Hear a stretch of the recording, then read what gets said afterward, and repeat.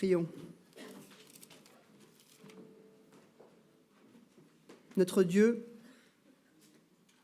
en entendant ce chant, on réalise encore une fois quelle bénédiction tu nous fais, quelle grâce tu nous fais, quel privilège nous avons de pouvoir avoir accès à ta parole.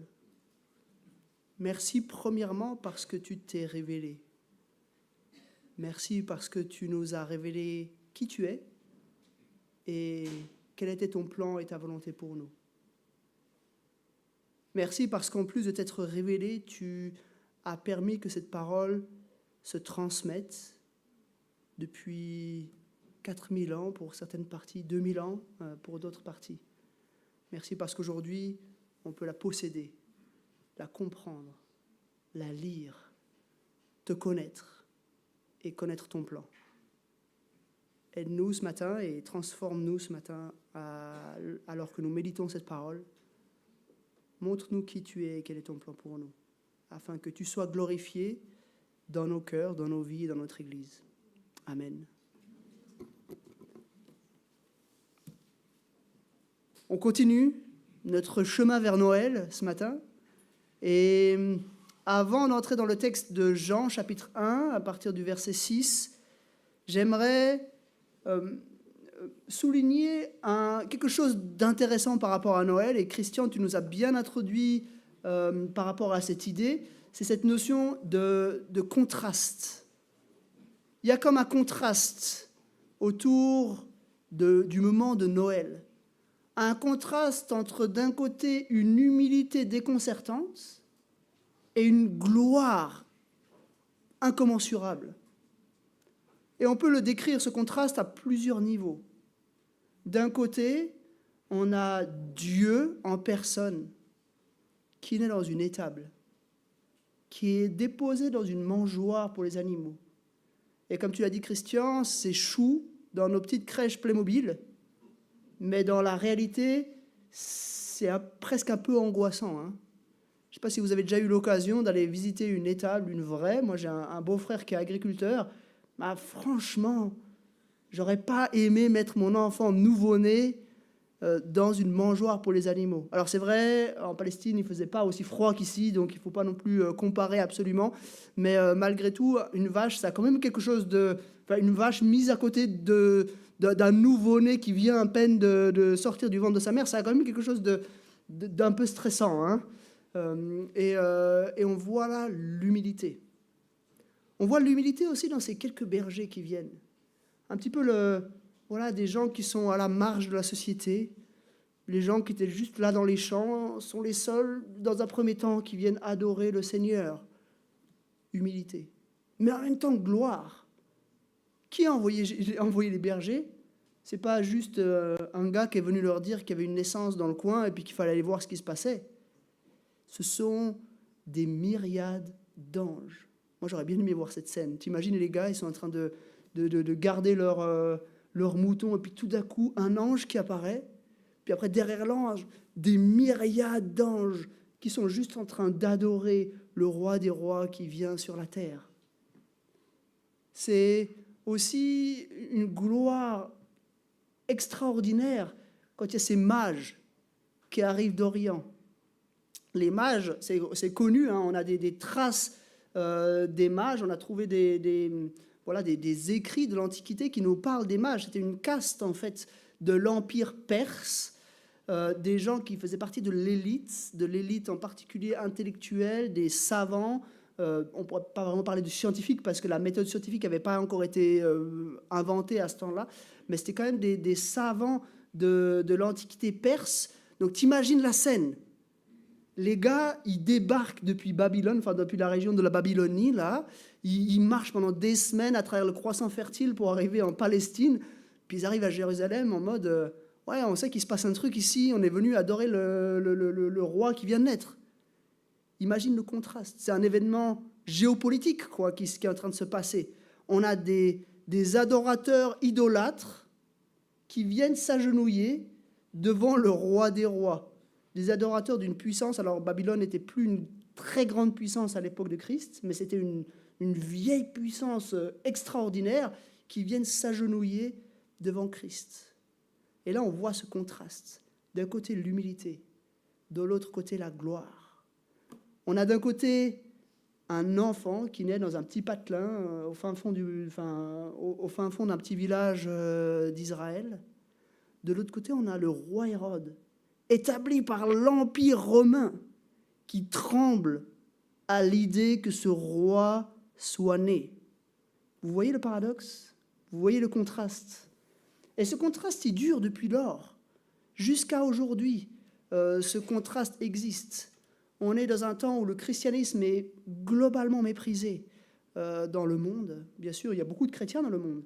Mais en tout cas, en Occident, le discours général est de dire « Mais en fait, les gars, vous êtes juste arriérés de croire ces choses-là. » Donc, d'un côté, Noël est un événement insignifiant. Mais de l'autre côté, encore à ce jour, c'est un événement glorieux. Imaginez que des frères et sœurs à travers le monde entier se retrouvent en ce moment pour célébrer la venue du Seigneur. Moi, j'ai eu l'occasion de célébrer Noël dans différents contextes. J'ai eu l'occasion de célébrer Noël en Corée, dans une immense église. J'ai eu l'occasion de célébrer Noël aux États-Unis, dans une immense église. J'ai eu l'occasion de célébrer Noël en Mauritanie, avec quelques chrétiens discrètement rassemblés. Imaginez que notre Seigneur ait adoré, sa venue est célébrée dans le monde entier, 2000 ans après sa venue.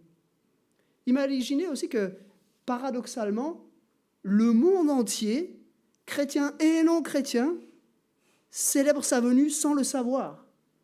C'est quand même intéressant de penser que le monde entier s'est aligné, en fin de compte, sur la naissance de Christ pour avoir un calendrier qui unisse tous les hommes.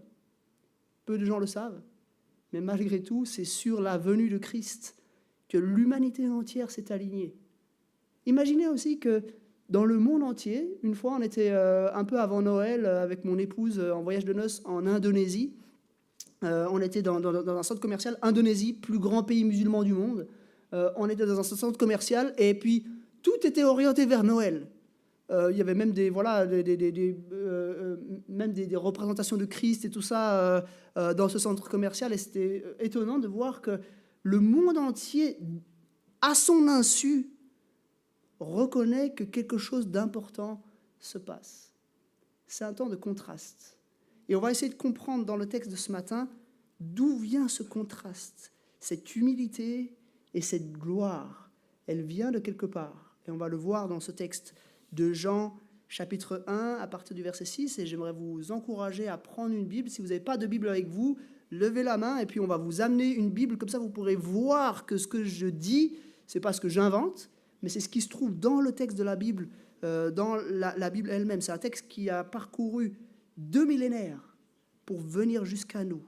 C'est un texte qui a été écrit par le plus proche ami de Jésus pendant sa vie sur terre et qui nous indique le sens de ce paradoxe de Noël. Donc quand vous l'avez trouvé, je vous laisse encore 5 secondes pour trouver le texte et puis ensuite je vais le lire avec vous. Donc c'est dans l'Évangile selon Jean, chapitre 1, à partir du verset 6. Je donne juste un tout petit détail avant de lire le texte. Dans le texte, il est parlé de Jean. Mais il faut savoir qu'il ne s'agit pas de Jean, l'auteur de l'évangile de Jean. Il s'agit d'un autre Jean qui s'appelle Jean-Baptiste ou Jean le baptiseur, celui qui précédait Jésus en annonçant sa venue. Sur ce, je lis donc le texte de Jean 1 à partir du verset 6 et jusqu'au verset 13. Il y eut un homme envoyé par Dieu. Son nom était Jean. Il vint comme témoin pour rendre témoignage à la lumière afin que tous croient par lui. Il n'était pas la lumière, mais il vint pour rendre témoignage à la lumière. Cette lumière était la vraie lumière qui, en venant dans le monde, éclaire tout être humain. Elle était dans le monde, et le monde a été fait par elle. Pourtant, le monde ne l'a pas reconnue. Elle est venue chez les siens, et les siens ne l'ont pas accueillie. Mais à tous ceux qui l'ont acceptée, à ceux qui croient en son nom, elle a donné le droit de devenir enfants de Dieu, puisqu'ils sont nés non du fait de la nature, ni par une volonté humaine, ni par la volonté d'un mari, mais qu'ils sont nés de Dieu. Jusqu'ici, la lecture de la parole de Dieu. Et on va décortiquer un petit peu ce texte maintenant, on va expliquer un petit peu ce texte maintenant, on va voir un petit peu les 4 grandes idées qu'on voit dans ce texte et on va ensemble résoudre ce contraste apparent lié à Noël. Premier élément, on a une lumière annoncée. La semaine passée, on a parlé des 5 premiers versets, on a vu que on a un personnage mystérieux qui est annoncé, qui est appelé la parole. Et puis ici, on a le même personnage qui est appelé la lumière. Et puis maintenant, on va pouvoir l'identifier, on va pouvoir comprendre ensemble qui est ce personnage. Et le lien entre la parole et la lumière, il est absolument clair. Juste avant, au verset 4, Jean avait écrit, en elle, il y avait la vie, donc en elle, en la parole, il y avait la vie, et cette vie était la lumière des êtres humains. Donc c'est bel et bien le même personnage qui vient, qui est appelé au début la parole, et ensuite la lumière. On a une lumière annoncée. Pour vous qui étiez là la semaine passée, vous vous souvenez peut-être qu'on a vu des choses un petit peu grandioses, des choses qui nous dépassent. On a parlé de la Trinité, on a parlé de la divinité de cette parole, etc., du fait qu'elle était créatrice, etc., etc. Et puis tout d'un coup, on a comme une descente dans la réalité, un peu abrupte. On est tout en haut, là, dans ces sphères incompréhensibles, et puis tout d'un coup, verset 6, il y eut un homme, envoyé par Dieu. Son nom était Jean. Tout à coup, on raccroche avec notre vie terrestre. On quitte ces sphères incompréhensibles pour arriver sur un homme, Jean-Baptiste. Jean qui est venu rendre témoignage à la lumière. Et c'est notre premier point, une lumière annoncée. Une lumière annoncée par Jean, mais en fait, Jean pointe, en quelque sorte, Jean trouve ses racines encore avant, bien avant la venue du Seigneur. En fait, ce témoignage, il va être davantage développé dans la suite du chapitre 1 de l'évangile de Jean, parce que tout de suite, Jean développe un peu cette notion. À partir du verset 19, je vous lis dans Jean 1, verset 19, il nous dit, Jean, « Voici le témoignage de Jean, lorsque les Juifs envoyèrent de Jérusalem des prêtres et des Lévites pour lui demander, « Toi, qui es-tu » Il déclara et sans restriction affirma, « Moi, je ne suis pas le Messie. » Ils lui demandèrent, « Qui es-tu donc? Es-tu Élie » Et il dit, « Je ne le suis pas. » « Es-tu le prophète » Le prophète était le nouveau prophète, comme Moïse, que Moïse avait annoncé. « Es-tu le prophète » Il lui répondit, « Non. » Ils lui dirent alors, « Qui es-tu que nous devons donner une réponse à ceux qui nous ont envoyés. Que dis-tu de toi-même » Écoutez bien. « Moi, dit-il, je suis la voix de celui qui crie dans le désert. Rendez les chemins du Seigneur droit, comme l'a dit le prophète Ésaïe. » En fait, Jean-Baptiste trouve ses racines dans le passé, dans un passé très lointain, dans l'annonce qu'ont faite les prophètes. Et ici, il va citer un verset en particulier dans le livre du prophète Ésaïe, au chapitre 40. Ésaïe va dire ça, il va dire que le Messie vient, mais qu'un précurseur va venir l'annoncer. Et là, on voit vraiment tout le plan de Dieu qui se déroule. Dieu a annoncé, depuis Genèse chapitre 3, ceux qui font les rencontres panorama de la Bible, vous vous souvenez qu'on a vu ça en Genèse 3, Dieu annonce déjà la venue d'un Messie. Et puis ensuite, par la suite, Dieu va préciser cette annonce, siècle après siècle, génération après génération. Il va l'annoncer au travers d'Abraham, il va l'annoncer au travers de Moïse, il va l'annoncer au travers de David, il va l'annoncer au travers des prophètes. Et puis ensuite, Jésus vient. Si on regarde la structure de tout le livre du prophète Ésaïe, c'est intéressant que Jean se place, il se désigne lui-même comme ce personnage au chapitre 40. Ésaïe, c'est un livre qui est en quelque sorte divisé en 2 grandes parties. On a d'abord 39 chapitres, puis ensuite les autres 27 chapitres qui suivent jusqu'à la fin du livre. Et les autres 27 chapitres nous décrivent ce Messie qui doit venir. Ils nous décrivent ce serviteur souffrant qui doit venir. Ésaïe 40 à 66, c'est peut-être le texte de la Bible le plus clair pour ce qui est de l'annonce de la venue de Jésus-Christ. C'est un texte qui est tellement clair que beaucoup ont pensé que pendant assez longtemps, plusieurs décennies, les théologiens se sont dit « mais ça, c'est pas possible que ce soit de l'époque d'Ésaïe ». C'est tellement précis que ça a dû être écrit en fait après Jésus-Christ, ou alors en tout cas ça a été modifié après Jésus-Christ. Pendant longtemps, on a cru ça, jusqu'au jour où quelqu'un est tombé en Jordanie, dans une grotte, sur des manuscrits anciens qu'on a datés, et qu'on a datés d'avant la venue de Christ. Et du coup, tout le monde a dû s'aligner à dire oui, c'est bel et bien une prophétie. Ce n'était pas juste quelque chose qui a été modifié par après. C'est un texte qui est original, fiable, qui date d'avant Jésus-Christ. Alors, il y a toujours des discussions pour savoir si c'est un seul auteur, si c'est vraiment Ésaïe, tout ça. Enfin, voilà. Les théologiens sont forts pour se poser de ce genre de questions à longueur de journée. Mais malgré tout, on sait pour sûr que ça date d'avant la venue de Christ. Christ a été annoncé, et en particulier, tout au début, au verset 3 du chapitre 40, tout au début de cette annonce de la venue du serviteur souffrant, on a Jean, la voix qui crie dans le désert. C'est intéressant aussi parce qu'il y a eu comme un espèce de silence prophétique pendant 4 siècles entre Malachie, le dernier prophète de l'Ancien Testament, et Jean-Baptiste. Dieu ne parle plus. Et l'attente parmi le peuple se fait ressentir. Puis tout à coup, comme surgissant de nulle part, alors que le peuple de Dieu est petit, il est sous domination romaine, il n'y a pas vraiment beaucoup d'espoir, tout semble un peu sombre, il y a un homme qui annonce un changement. Jean-Baptiste, qui dit au peuple, « Repentez-vous, le Seigneur vient. » Et il est clair, moi je ne suis pas le Messie, moi je ne suis pas Élie, moi je suis juste la voix de celui qui crie dans le désert, « Préparez les chemins du Seigneur, rendez ses sentiers droits. » Son rôle, c'était un rôle d'annonceur. C'était un rôle, en fait, en quelque sorte, de panneau indicateur. Il était là pour dire, voilà le moment qui a été annoncé par Ésaïe depuis 800 ans. Voilà le moment qu'on attend depuis des millénaires. Voilà que Dieu envoie son serviteur souffrant, son serviteur qui va prendre notre faute, comme nous dit Ésaïe dans Ésaïe 53, qui va prendre nos imperfections, nos meurtrissures, qui va souffrir à notre place. Il est en train de dire tout ça. Et là, on commence à comprendre en quoi Noël peut sembler être un contraste, mais en quoi, en fait, effectivement, Noël est glorieux. Il s'agit, en fait, de la venue du Seigneur, l'aboutissement, le point d'orgue du plan de Dieu. Pendant des siècles, Dieu a mis en place un peuple pour faire venir son Messie.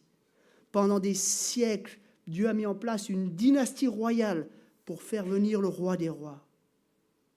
Et voilà que le temps est arrivé. Même si ça semble humble, même si c'est juste dans une mangeoire, même si c'est juste un couple lambda qui accueille cet enfant, même si c'est juste un bébé comme les autres, il s'agit de celui qui a été annoncé. Premier point donc, une lumière annoncée. Ça a été préparé pendant des siècles. On passe à la suite du texte. Donc, Jean a été témoin de la lumière, il a rendu ce témoignage, il n'était pas la lumière, mais il est venu pour annoncer ces choses. Qu'est-ce qu'elle fait, cette lumière ? Cette lumière était la vraie lumière qui, en venant dans le monde, éclaire tout être humain. Elle était dans le monde, et le monde a été fait par elle. Jusqu'ici, ce deuxième point, une lumière illuminante. Premier point, on avait une lumière annoncée, puis on a une lumière illuminante ou éclairante. Une lumière qui vient communiquer quelque chose. Une lumière qui vient nous montrer qui est Dieu. C'est Dieu en personne qui entre dans ce monde. C'est Dieu en personne, et on le verra le dimanche 24 décembre, on verra cela, que c'est Dieu en personne, le Fils, Dieu le Fils, qui vient nous révéler Dieu le Père. Il y avait une césure entre Dieu et nous. On était dans l'incapacité totale de construire un pont pour rejoindre Dieu. Impossible. Mais Dieu s'est approché. Dieu est venu dans notre réalité. Tu as parlé tout à l'heure, Christian, du groupe Antidote, et il y a une fameuse phrase dans un des chants du groupe Antidote. Ils ont écrit cette phrase qui m'avait marqué, hein. La croix pour ascenseur, le ciel nous est ouvert. C'est ce que Christ a fait. Il est venu bâtir un ascenseur. La croix, le moment où Jésus meurt à notre place, la croix est un ascenseur, un moyen de rentrer dans la présence de Dieu. La croix pour ascenseur, le ciel nous est ouvert. Jésus est venu nous révéler le Père. Il est venu en personne nous dire voilà qui est Dieu. Et enfin, c'est extraordinaire. Imaginez-vous que Jésus, qui est la gloire incarnée, qui est lui-même Dieu, est entré dans notre réalité. Il a pris comme un manteau sur lui notre humanité. Il a vécu toutes les difficultés liées à la condition humaine. Il a vécu la souffrance. Il a vécu toute la gamme des émotions humaines, de la plus grande joie à la plus profonde tristesse. Il a vécu tout le processus de croissance qu'un être humain ordinaire doit vivre, en commençant par la totale dépendance de ses parents jusqu'à apprendre des choses, apprendre un métier, etc., et jusqu'à devenir quelqu'un d'indépendant. Jésus a vécu toutes ces choses-là. La seule chose qui le distingue de nous, c'est qu'il n'a jamais péché. Il ne s'est jamais opposé à Dieu. Il ne s'est jamais rebellé contre Dieu. Il a vécu une vie parfaite en tout point. Et puisqu'il a vécu une vie parfaite en tout point, ça le rend éligible. Ça rend possible un transfert. Et c'est ce qu'il a fait à la croix. Il a pris sur lui notre péché et il nous a donné sa justice. Imaginez-vous que Dieu lui-même est mort à notre place. Il est mort pour nous. Il est mort en subissant la colère de Dieu à notre place. Le châtiment que nous devions subir, la dette que nous devions payer. Jésus l'a payé sur la croix. Il a subi cette colère et puis il est ressuscité. Il a vaincu la mort. Et aujourd'hui, on peut s'approcher de Dieu avec confiance. Donc c'est une lumière éclairante. Mais, point suivant,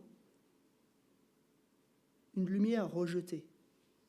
Étonnamment, cette lumière qui est venue pour éclairer le monde, elle était dans le monde et le monde a été fait par elle. Suite du verset, pourtant, le monde ne l'a pas reconnue. Elle est venue chez les siens et les siens ne l'ont pas accueillie. C'était déjà la surprise la semaine passée, quand on était à la fin, au verset 5, la lumière brille dans les ténèbres et les ténèbres ne l'ont pas accueillie. On a un petit peu ce même thème qui revient ici, quelques versets plus loin, mais qui va être développé par la suite. Les ténèbres ne l'ont pas accueilli. Pas tout le monde, on verra par après. Mais quand même, beaucoup qui ne l'ont pas reconnu. Beaucoup qui ne l'ont pas accueilli. Ça, mes amis, c'est l'histoire de l'Église, l'histoire de ces 2 derniers millénaires qui nous le démontrent. Même si c'est vrai, un certain nombre se sont associés à Christ, une bonne partie de l'humanité ne l'ont pas reconnu. Une bonne partie de l'humanité ne l'ont pas accueilli. C'est vrai au moment de Noël, où personne ne veut ouvrir une chambre pour que Jésus puisse venir au monde. Le Seigneur n'a pas été reconnu, n'a pas été accueilli déjà au moment de sa naissance, mais ça a été vrai par la suite. Au moment où cette foule déchaînée va crier « Crucifie-le ». Lui, le Seigneur, Dieu lui-même, a été mis à mort par les êtres humains. Il aurait pu éviter la mort. Il aurait pu éviter de souffrir. Il n'avait qu'un claquement de doigts à faire, qu'une parole à prononcer, et des myriades d'anges seraient venus pour le secourir. Il aurait pu descendre de la croix à n'importe quel moment. Il aurait pu terrasser l'empereur de Rome s'il l'avait voulu à n'importe quel moment. Et on le voit à quelques moments. Par exemple, quand on vient pour l'arrêter, on lui demande s'il est Jésus si c'est lui, Jésus de Nazareth. Il va dire oui, c'est moi. Et au moment où il dit oui, c'est moi, toute la troupe qui est venue pour l'arrêter va s'effondrer. Juste la puissance de sa parole va faire s'effondrer toute la troupe qui est venue pour l'arrêter. Donc on voit que Jésus n'est pas victime de la croix. Jésus va à la croix de son propre chef. Il y va en connaissance de cause. Il sait pourquoi il y va. C'est sa mission. Il est là par amour pour nous, par amour pour ce peuple qui crie « Crucifie-le », afin de pouvoir sauver. Donc une lumière qui est rejetée, une lumière qui n'a pas été reconnue ni par le monde, ni par les siens. On n'est pas tout à fait sûr, dans le verset 11, elle est venue chez les siens et les siens ne l'ont pas accueillie. On n'est pas tout à fait sûr. Est-ce qu'il s'agit des siens, c'est-à-dire des humains? Elle est venue chez les siens, chez les êtres humains, ou est-ce qu'il s'agit particulièrement des Juifs, parce que Jésus était juif et il a été dénoncé et crucifié par les Juifs, mais comme on l'a dit, Jésus n'a pas été crucifié ni par les Romains ni par les Juifs. Il a été crucifié par chacun d'entre nous à cause de notre péché et par lui-même, en fait, par sa propre volonté, parce que c'était la mission que Dieu le Père lui avait confiée. Et ça nous amène au dernier point. On a une lumière rejetée. Et dernier point, là, c'est un petit peu comme l'extension par rapport au texte de la dernière fois. La dernière fois, on était resté sur cette surprise. La parole n'a pas été accueillie. Ici, on a une lumière qui est rejetée, mais on a une suite. Il y a un mot qui change tout au verset 12, le mot « mais ». « Mais » à tous ceux qui l'ont accepté, à ceux qui croient en son nom, elle a donné le droit de devenir enfants de Dieu. Puisqu'ils sont nés non du fait de la nature, ni par une volonté humaine, ni par la volonté d'un mari, mais qu'ils sont nés de Dieu. À ceux qui croient en son nom, à ceux qui l'ont accueilli. Donc, c'est vrai, on peut s'attendre à ce qu'une large partie n'accueille pas la lumière, refuse ce Messie qui vient, refuse de se confier dans cette mort et dans cette résurrection de Jésus. Mais d'un autre côté, il y a ce mais. Mais à ceux qui l'ont accueilli, il y en aura quand même qui vont l'accueillir. Ceux qui croient en son nom. Qu'est-ce que c'est d'accueillir cette lumière? C'est en fait croire en son nom. Ici, mes amis, on a tout l'enseignement de la Bible sur le salut qui est résumé dans ces deux versets 12 et 13. Tout l'enseignement de la Bible sur comment est-ce qu'on fait pour être sauvé. Comment est-ce qu'on fait pour avoir la vie éternelle? 1. Accueillir la lumière. Qu'est-ce que ça signifie, accueillir la lumière? Croire en son nom. C'est la foi. On doit placer notre foi en Jésus-Christ. On est dans un temps où la foi, c'est un peu à la mode. Dire on a la foi, c'est pas mal. Mais la foi biblique est complètement différente de la foi un petit peu à la mode qu'on a dans le monde. Aujourd'hui, c'est vrai qu'on a tendance un petit peu à croire à la foi dans la foi. On a juste la foi, et puis c'est tout. Mais la foi biblique, elle pointe vers quelque chose. C'est une foi, une confiance qu'on a déposée en quelque chose de précis. On a déposé cette confiance en Jésus-Christ. Et en particulier en un aspect de sa vie, c'est en sa mort et sa résurrection. En fait, il faut croire pour être sauvé que Jésus est mort pour nos péchés, pour nous donner sa justice, et qu'il est ressuscité vainqueur sur la mort et précurseur de notre résurrection, puisque Jésus est ressuscité, on a la garantie que nous aussi, nous allons ressusciter et vivre avec Dieu pour l'éternité. C'est pas juste un concept, c'est quelque chose de physique, quelque chose que nous allons vivre. Nous allons effectivement un jour entrer dans la présence de Dieu, entrer dans la Nouvelle Jérusalem, voir Dieu face à face et être illuminé de sa gloire pour l'éternité. Ça, c'est des choses qu'on va vivre, des choses réelles. À tous ceux qui l'ont accepté, à ceux qui croient en son nom. Qu'est-ce qui se passe pour ces gens-là? Est-ce qu'il y a une autre condition pour être sauvé? Non. À ceux qui croient en son nom, elle a donné le droit, ou dans certaines versions, elle a donné le pouvoir, avec le mot là en grec, on peut traduire des deux façons. Elle a donné le droit ou elle a donné le pouvoir, écoutez bien, de devenir enfant de Dieu. Dieu ne nous sauve pas juste un petit peu comme ça du bout des lèvres. Il ne dit pas, ok, je te tolère dans mon monde, dans mon royaume. Je te fais juste une petite place. Je te donne la petite hutte au fond du jardin. Dieu dit, je fais de toi mon enfant. Ça, c'est ce qu'on appelle une adoption. Dieu nous adopte. Il nous intègre à sa famille de manière irrévocable. On lui appartient. On est ses enfants pour l'éternité. Vous vous souvenez la condition? À ceux qui croient en mon nom,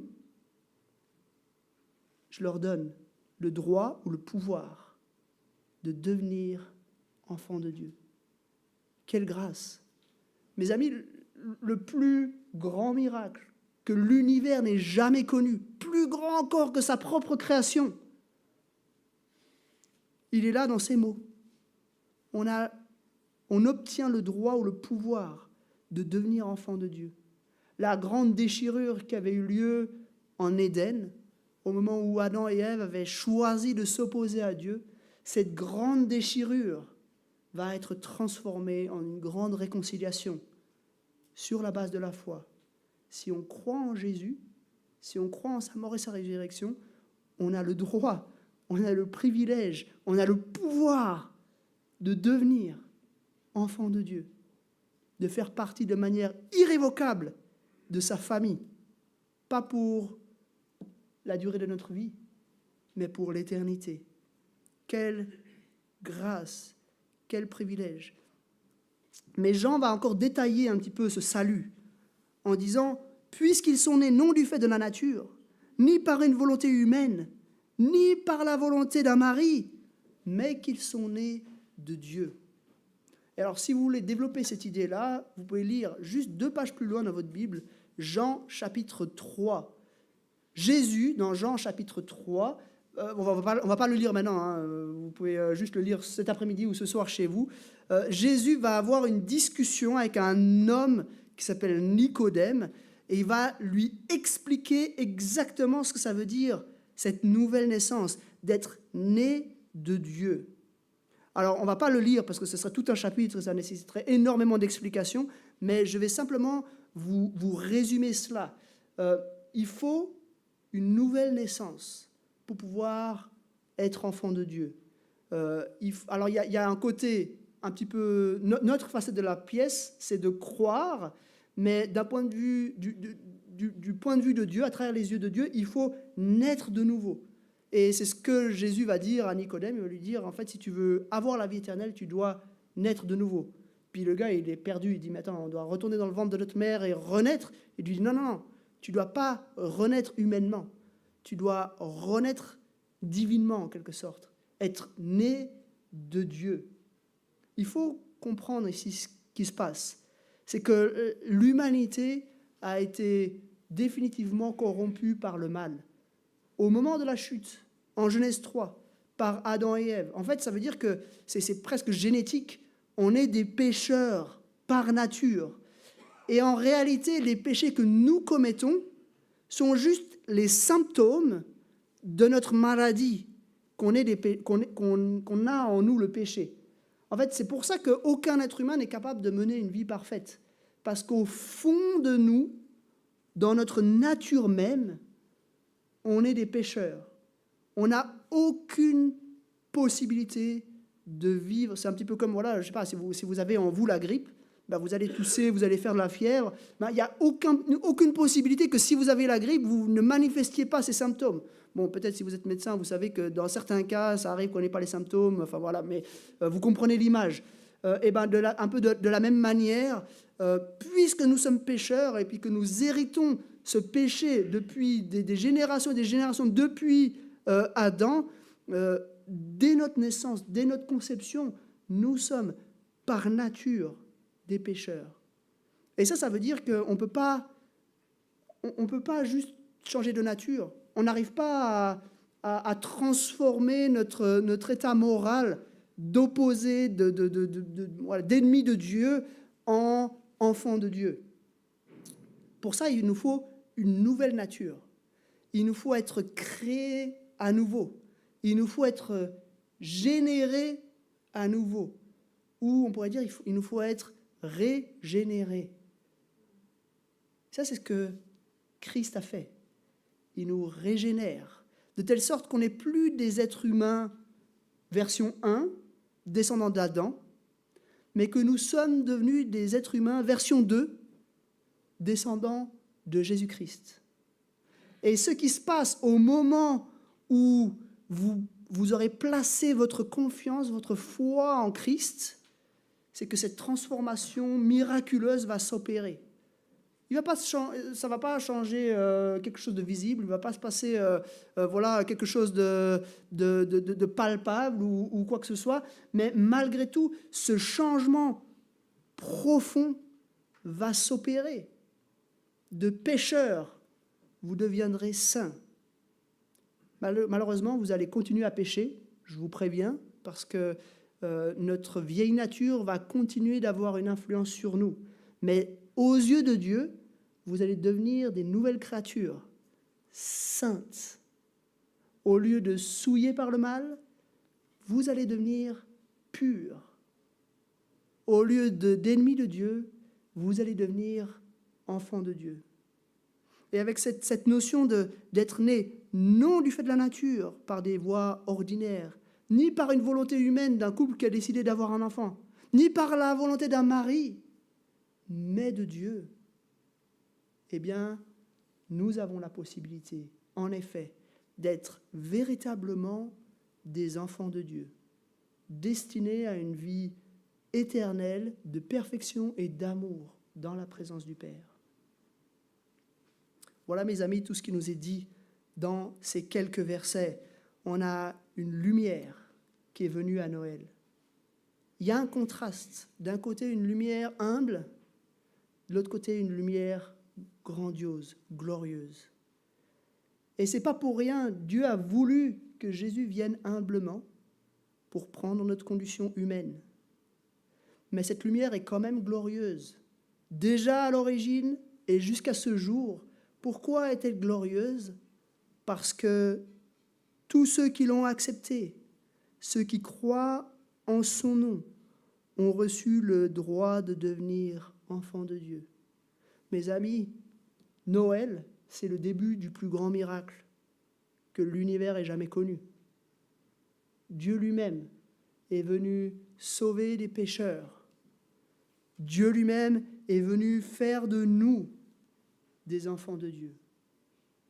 Ce miracle, j'ai dit, c'est le début du miracle, parce que ce miracle, il va trouver son aboutissement au moment de la mort, résurrection. Mais avant la mort et la résurrection, il a fallu cette première étape de Dieu qui s'incarne, de Dieu qui entre dans notre réalité pour nous sauver. Alors, qu'est-ce qu'on doit faire avec ce texte? Ce texte, il est beau et on peut juste le lire en admirant la complexité théologique, en admirant la beauté littéraire ou poétique de ce texte. Mais en fait, ce texte nous dit une chose. Ce texte nous dit, tu dois croire. Tu dois croire. Tu dois faire partie de ceux qui sont désignés par le « mais » du verset 12. Il y en a qui l'ont accepté. Et ceux qui l'ont accepté ont reçu le droit ou le pouvoir de devenir enfant de Dieu. Alors je ne sais pas si vous avez placé cette confiance en Christ, si vous avez accueilli cette lumière. Je ne sais pas si vous croyez de toutes vos pensées, de tout votre cœur à ces choses qui ont été annoncées ici, à ces choses qui sont décrites dans ces versets 12 et 13. Si ce n'est pas le cas, c'est le moment, mes amis.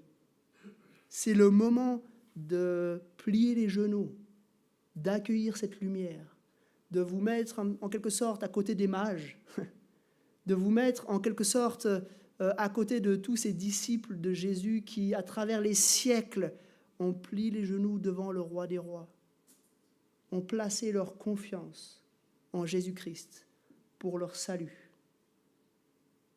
Peut-être que tu as encore des doutes.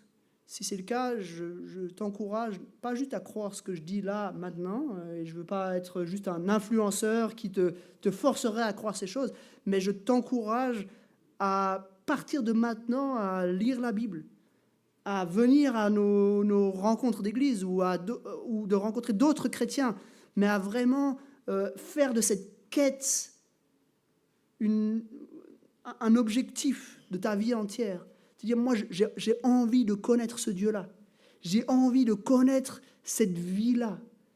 Et de ne pas t'arrêter jusqu'à ce que tu aies enfin compris qui est Jésus-Christ.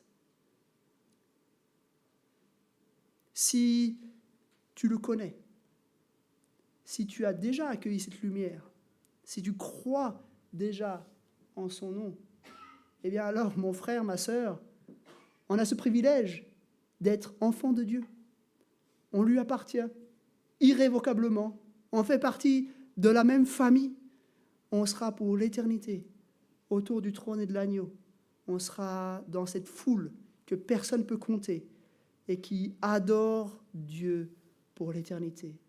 On a cette grâce d'être vu comme saint, irréprochable, pur, d'être aimé par notre Dieu.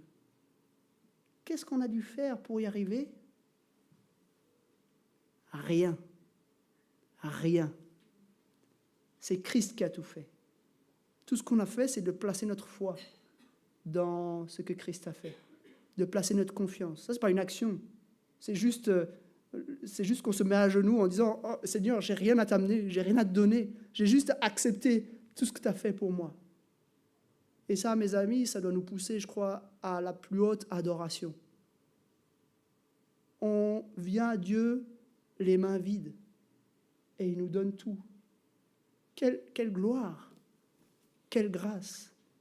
Et je crois que ça doit quand même, pour poursuivre un peu dans l'idée de ce texte, ça doit nous amener à nettoyer nos pensées de l'idée d'amener quelque chose à Dieu, de donner quelque chose à Dieu. Bien sûr, on donne l'adoration à Dieu, ça c'est vrai, mais ce n'est pas quelque chose dont il a besoin.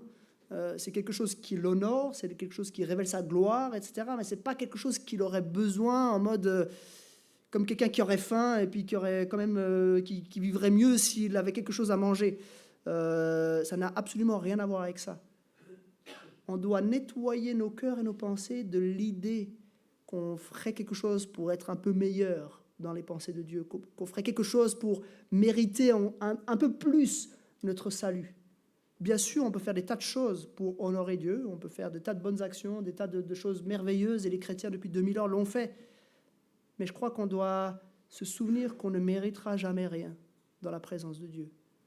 On était juste des humains de la première humanité qui avons été régénérés par Jésus-Christ selon le projet que Dieu avait voulu. On n'a rien fait pour mériter ça. Et la seule chose qu'on peut faire, c'est se mettre à genoux et tendre des mains vides en remerciant notre Seigneur de nous avoir tout donné.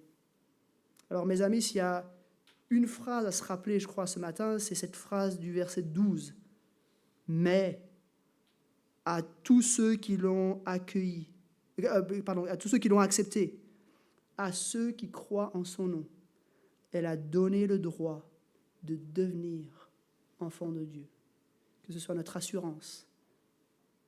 Aujourd'hui, cette semaine et pendant cette période de Noël, que nous puissions méditer ces choses et nous réjouir d'être réconciliés avec le roi des rois. Je vais prier.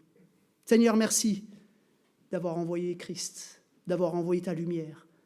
Merci parce que tu l'as envoyée dans ce monde, elle a été préparée pendant des siècles, annoncée par Jean-Baptiste. Merci parce que même si dans un certain point de vue, Noël est juste l'humble venue d'un enfant, d'un autre point de vue, Noël est le moment le plus glorieux de l'histoire de l'univers. Dieu lui-même, l'Éternel, le roi des rois, le Tout-Puissant, est venu dans ce monde pour nous sauver. Merci parce qu'aujourd'hui, on peut avoir le droit d'être appelé enfant de Dieu, parce que nous avons été générés de nouveau. Nous appartenons à une humanité transformée, dont le chef est Jésus-Christ. Merci pour toutes les grâces dont tu nous as comblés. Merci parce que tu nous acceptes avec nos mains vides. Reçois toute l'adoration, toute la gloire, toute la reconnaissance et tout l'honneur qui t'est dû. Au nom de Jésus.